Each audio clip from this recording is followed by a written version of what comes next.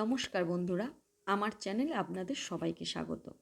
আজকের যে বিষয় নিয়ে আলোচনা করব তা হলো বজরংবলী বা হনুমান চল্লিশার মন্ত্র পাঠ করার সঠিক নিয়ম। হিন্দু ধর্ম অনুসারে সপ্তাহের একটি দিন একজন দেবতার উদ্দেশ্যে নিবেদিত। সেই হিসাবে মঙ্গলবার হলো বজরংবলীর দিন। সংকট মোচন হনুমানের আরাধনা করলে তাঁর কৃপায় সব বাধাবিঘ্ন দূর হয়ে যায় ও মনের ভয় কাটানো সম্ভব হয় বলে প্রচলিত বিশ্বাস। খারাপ সময় চললে প্রতি মঙ্গলবার হনুমান চল্লিশা পাঠ করার পরামর্শ দেন জ্যোতিষবিদরা।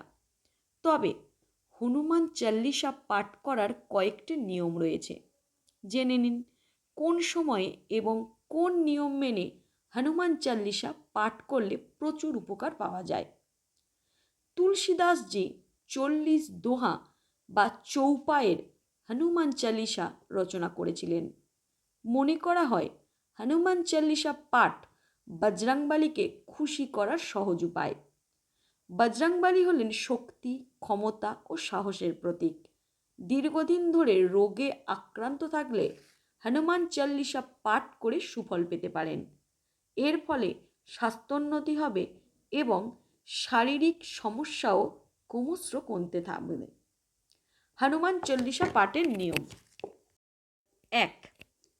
ব্রহ্ম মুহূর্তে অর্থাৎ সূর্যোদয়ের আগে হনুমান চল্লিশা পাঠ করুন। সূর্যাস্তের পরেও পাঠ করতে পারেন। দিনের বেলা হনুমানজি নিজে শ্রীরামের আরাধনায় মগ্ন থাকেন বলে মনে করা হয়। 2. হনুমান চল্লিশা পাঠ করার আগে অবশ্যই 108 বার রাম নাম জপ করবেন। 3.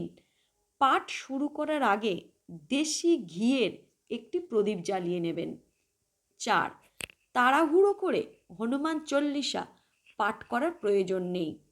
প্রতিটি শব্দ যেন জোরে ও স্পষ্টভাবে উচ্চারিত হয়। 5. মুখস্থ থাকলেও হনুমান চল্লিশা বই থেকে পাঠ করুন। 6. পাঠ করার সময় সামনে 1 গ্লাস জল রাখুন, কারণ বলা হয়ে থাকে হনুমান চল্লিশা পাঠ করার সময় একটা তরঙ্গের সৃষ্টি হয়। এই তরঙ্গ ও গ্লাসের জল শোষণ করে, তাই পাঠ শেষে ওই জল আপনি পান করলে পজিটিভ ভাইব্রেশন আপনার মধ্যে প্রবেশ করবে। 7. হনুমান চল্লিশা পাঠ করার আগে স্নান করে স্বচ্ছ পোশাক ধারণ করুন। এরপর গঙ্গার জল দিয়ে বজরংবলীকে স্নান করান। 8. হনুমান চল্লিশা পাঠের জন্য লাল রঙের আসন ব্যবহার করুন। বন্ধুরা, এই ছিল হনুমান চল্লিশা পাঠ করার নিয়ম। আমার এই ভিডিওটি আপনাদের যদি ভালো লেগে থাকে অবশ্যই আমার এই ভিডিওটি একটা লাইক করুন।